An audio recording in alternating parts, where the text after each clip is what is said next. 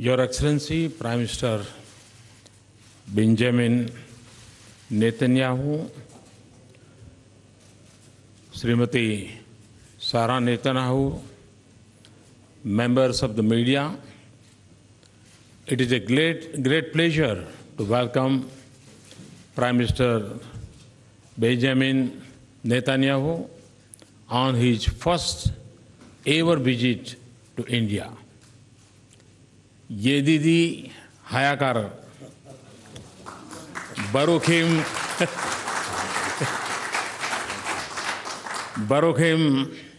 Havayam Le Hod. My good friend, welcome to India. Your visit, Prime Minister, is a long anticipated moment in the journey of friendship between India and Israel.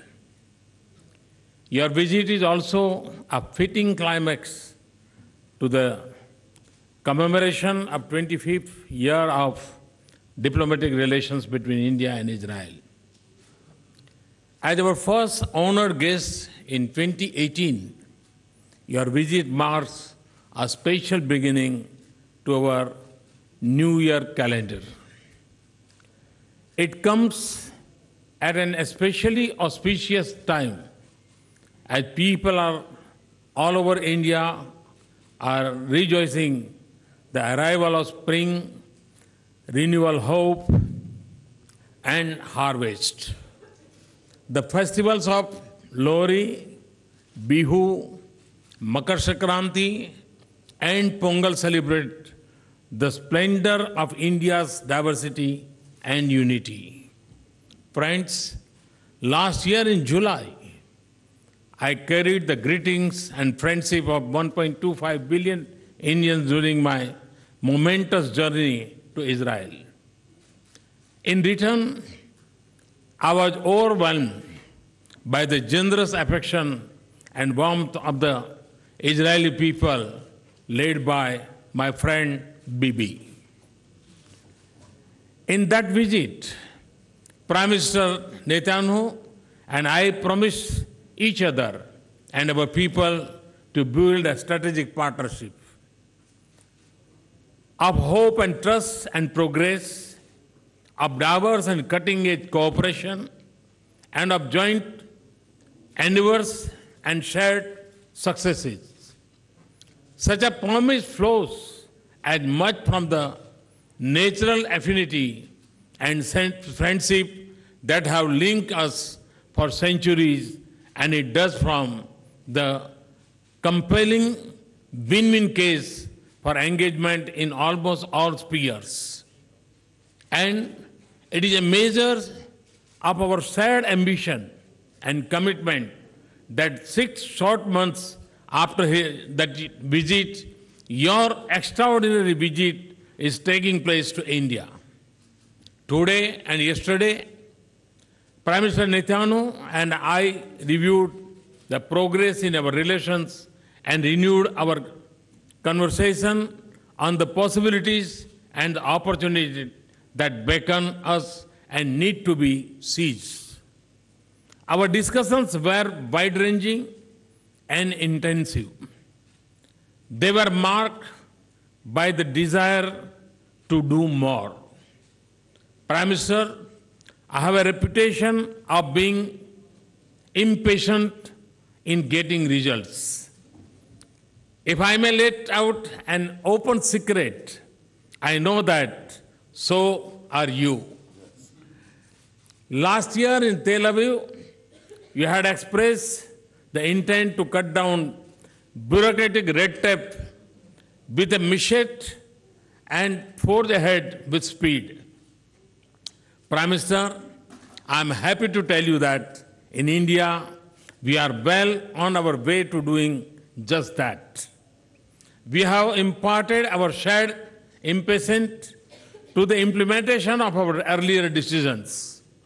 The results are already visible on the ground. Our discussions today were marked by convergence to accelerate our engagement and to scale up our partnership. We will pursue this in three ways. First, we will strengthen the existing pillars of cooperation in areas that touch the lives of our people. These are agriculture, science and technology, and security.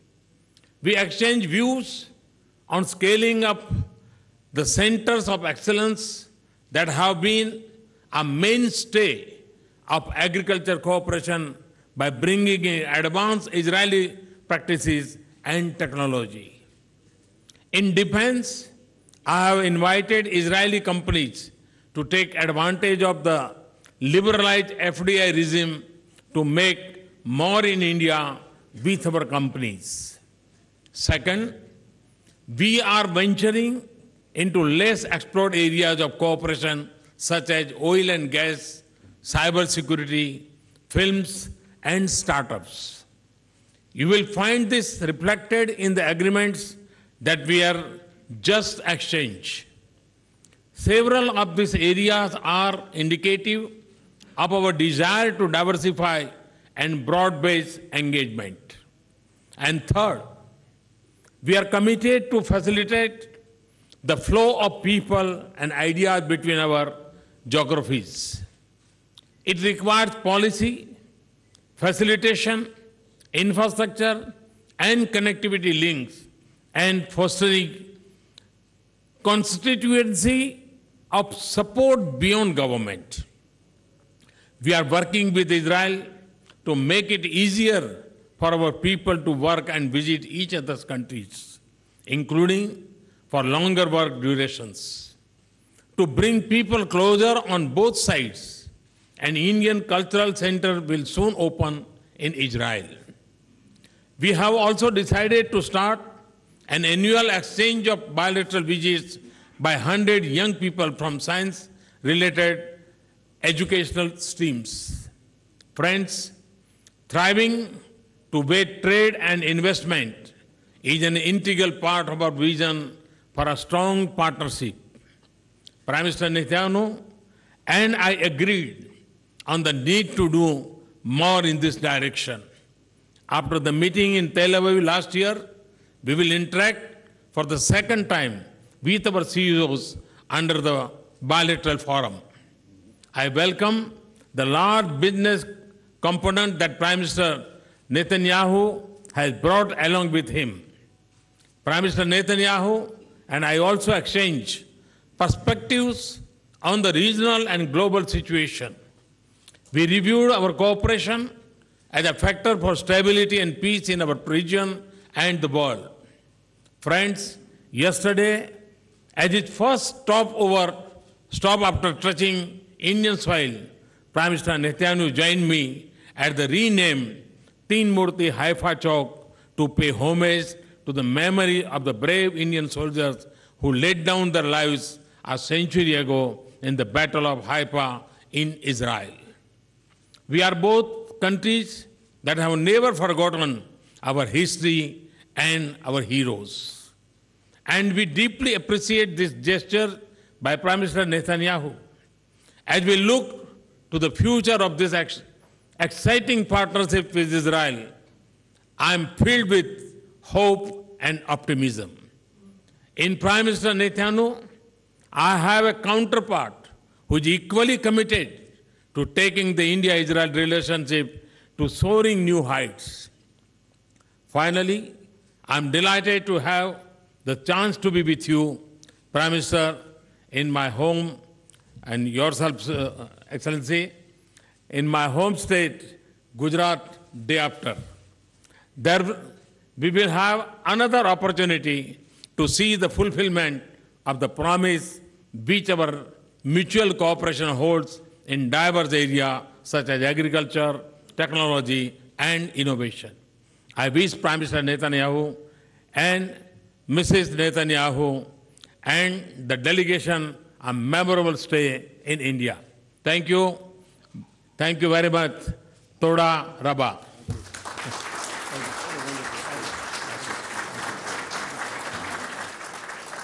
Thank you, sir.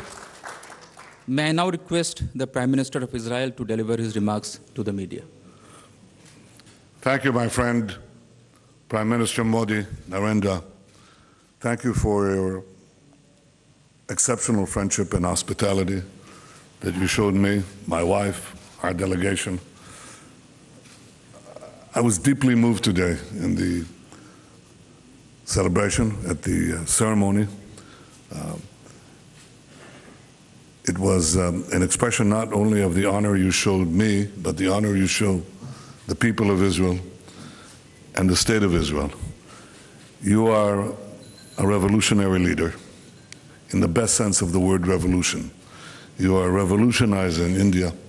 You're catapulting this magnificent state into the future, and you have revolutionized the relationship between Israel and India.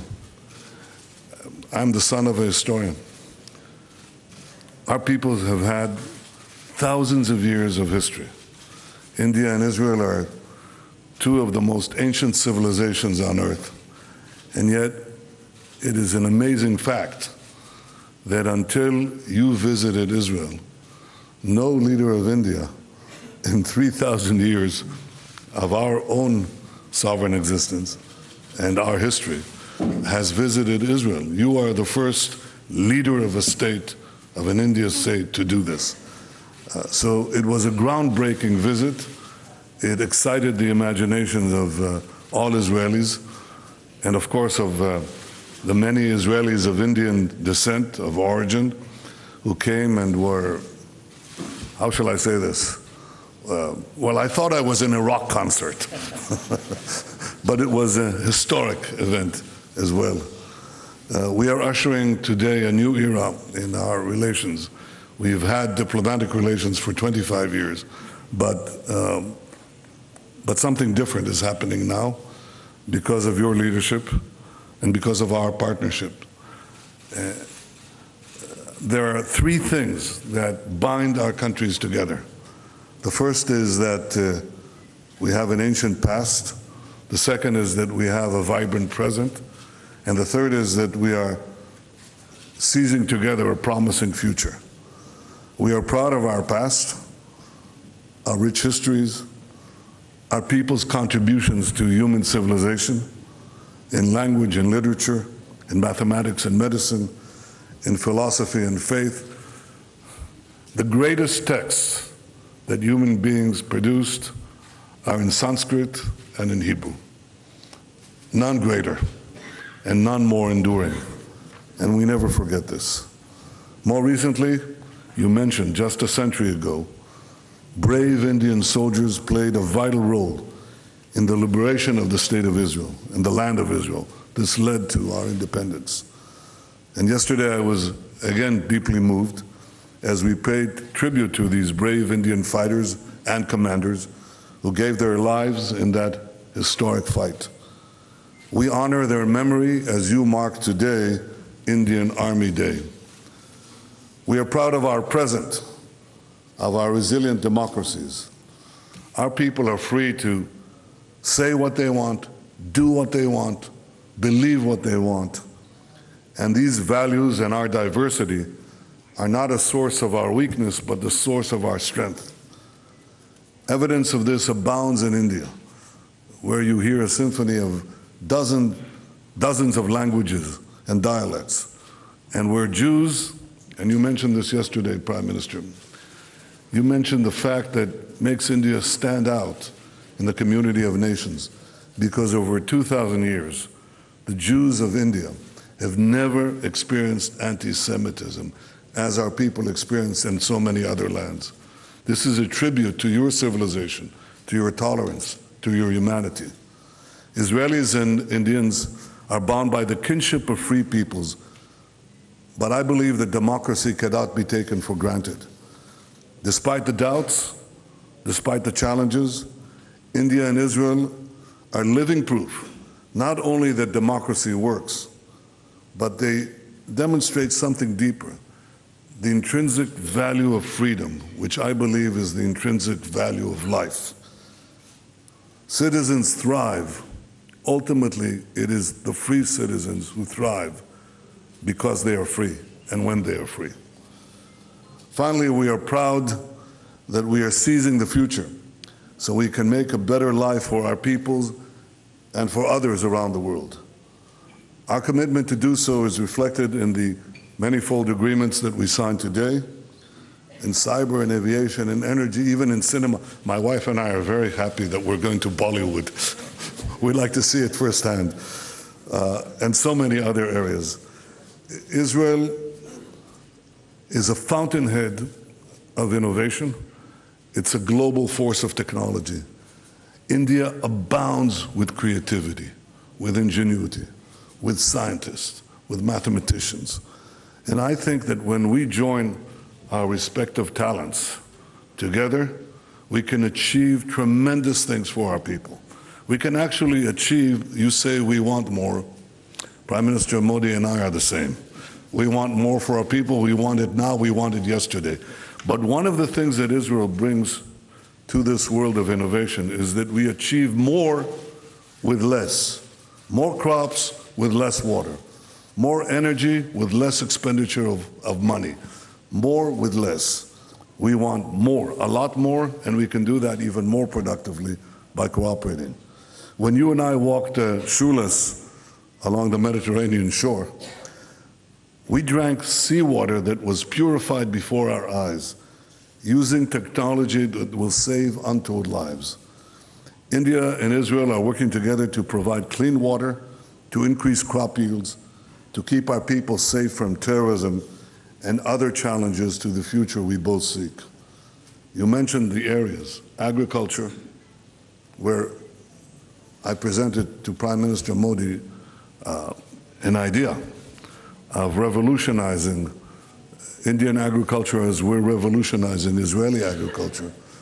Precision agriculture that goes down to the individual plant. Some plants need more water, some less. We can see it today with big data, with drones, with other instruments of technology to make farmers produce much more crops with less. We're talking about cooperation in science and technology in every field, and we're talking about cooperation in defense so that our people are always safe and always secure. Indians and Israelis know too well the pain of terrorist attacks.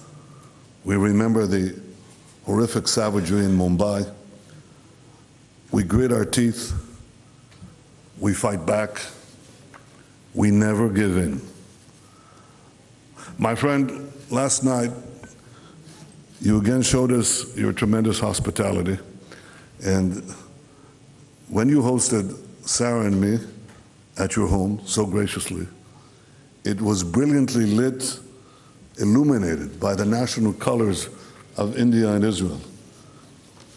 And I thought at that moment about your honesty, your passion, your vision, your commitment, and it fills me with hope that this new era of India-Israel relations will bring unprecedented benefits to India, to Israel, to all humanity.